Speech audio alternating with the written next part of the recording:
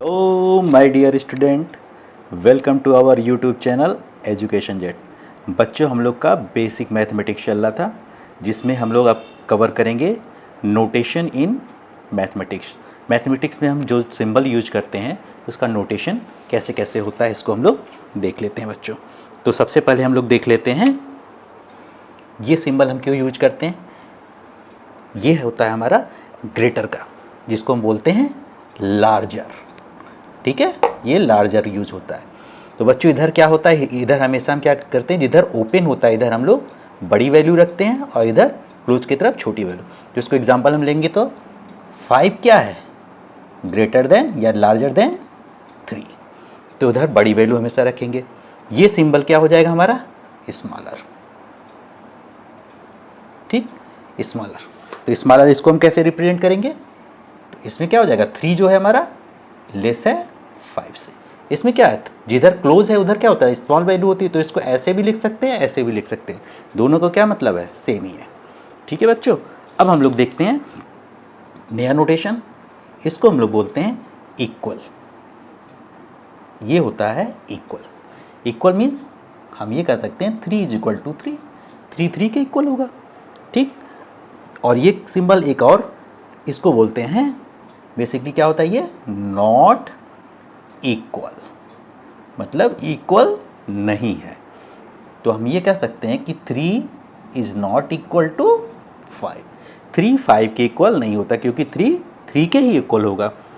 और इसमें क्या होता है बच्चों, अब इस तरीके से अगर लिखा है, इसमें क्या हो गया, ये लार्जर भी है और इसमें क्या है, इक्वल भी है। तो इसको हम क्या बोलते हैं, ग्रेटर। लार्जर कह लो या ग्रेटर, ग्रेटर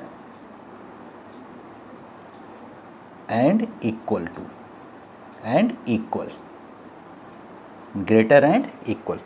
तो अगर हमको सपोज कर लिया किसी की वैल्यू हमको रिप्रेजेंट करना है, तो हम क्या रिप्रेजेंट अगर ऐसे करना है, x इज ग्रेटर देन और इक्वल टू 3, इसका मतलब क्या हम करेंगे, इसका मतलब ये हो जाएगा बच्चों कि x 3 के इक्वल होगा एंड x जो होगा 3 से बड़ा भी होगा। 3 से बड़ा होगा यानी क्या क्या हो सकता है, x 4 5 अप टू इन्फिनिटी। लेकिन x क्या होगा, 3 के इक्वल होगा, 2 के इक्वल नहीं होगा, क्योंकि x इज ग्रेटर देन और इक्वल टू, इसको बोलते हैं और इक्वल टू, एंड और इक्वल टू, ग्रेटर देन और इक्वल टू। ठीक, तो ये हो गया। इसमें क्या हो जाएगा, इसको बोलेंगे लेस देन, लेस देन और इक्वल टू, और इक्वल।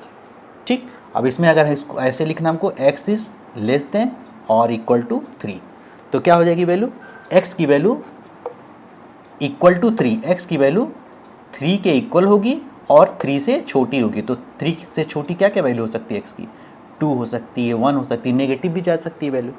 तो ये क्या हो जाएगा, x इज लेस देन और इक्वल टू। क्लियर है बच्चों। तो इस तरीके से लेस देन, ग्रेटर देन, इस तरीके से equal to, not equal to, इस तरीके से हम ये रिप्रेजेंट करते हैं। ठीक, और ये क्या होता है बच्चों, इसको बोलते हैं इम्प्लाइज। इम्प्लाइज, इसको क्या बोलते हैं, इम्प्लाइज। इम्प्लाइज क्या होता है बच्चों, if first statement, if first statement is true, then second also true, also true। ये जनरली किस में यूज होता है बच्चों, ये यूज होता है हमारा इक्वेशन में। जैसे हमने लिखा x is equal to 2x + 3। ठीक है, तो इसको हम अगर करेंगे तो यहाँ पे हम क्या लगाते हैं, इम्प्लाइज। इम्प्लाइज का मतलब अगर ये स्टेप सही है तो अगला जो हम स्टेप लिखेंगे तो क्या लिखेंगे, हमने क्या क्या, इसको अगर इधर ले आते हैं तो x - 2x is equal to 3, यानी अगर ये सही है तो ये भी सही होगा। इफ फर्स्ट इज ट्रू तो सेकेंड इज ऑल्सो ट्रू। इसी को हम बोलते हैं बच्चों इम्प्लाइज। इम्प्लाइज के प्लेस पे हम क्या लिख सकते हैं, एक और हम लिख सकते हैं इसके प्लेस पे और। तो इम्प्लाइज और का मतलब क्या होता है, लगभग इक्वल ही होता है। ठीक है, तो ये हमारा सिंबल हो गया।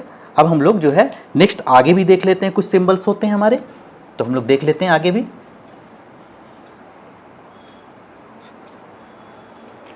आगे हमारे कुछ सिंबल्स हैं, जैसे और भी हैं हमारे। हाँ, सपोज कर लेते हैं। अब हमको अगर पैरेलल दिखाना है तो पैरेलल के लिए ये 2 साइन होता है, ठीक है।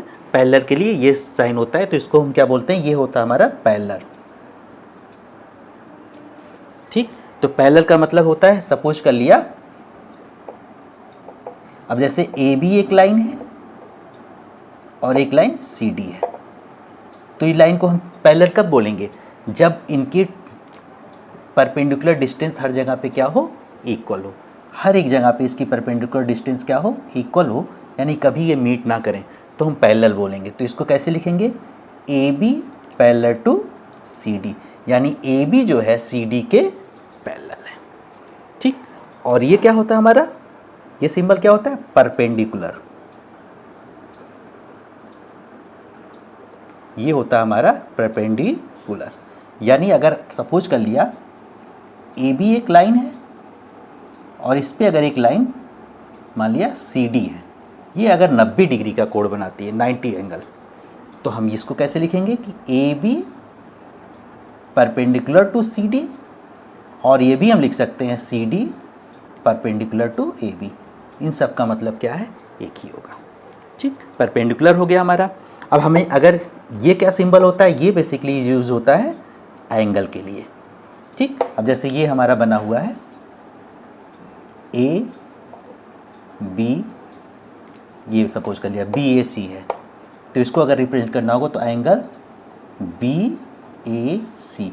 एक चीज़ ध्यान देना अपने बच्चों, जिस एंगल की हम बात करते हैं वो हमेशा क्या होता है, बीच में होता है, और बाकी जिन पॉइंट्स से हम ये क्या करते हैं, एंगल बनाते हैं, उनको कॉर्नर पे रखते हैं, ठीक है। तो ये कन्फ्यूज़न ना हो आप लोगों को। और ये डेल्टा टाइप में अगर इसको रिप्रेजेंट करते हैं तो ये क्या होता है बच्चों, ट्रायंगल। तो हमेशा जो है ट्रायंगल को हम इस तरीके से रिप्रेजेंट करने। अब ये जैसे हमारा बना हुआ है ए बी सी, तो इसको अगर हमको रिप्रेजेंट करना हो तो हम क्या लिखेंगे, ट्रायंगल ए बी सी, ठीक। तो इसका मतलब हो गया ये ट्रायंगल। तो इस तरीके से बच्चों जो बेसिक हमारे वो थे नोटेशन, हमने रिप्रेजेंट कर लिया, ठीक है। Thanks for watching this video बच्चों। चैनल को सब्सक्राइब करें ताकि मैं इसी तरीके से बेसिक जो है आपकी मैथ्स क्लियर करता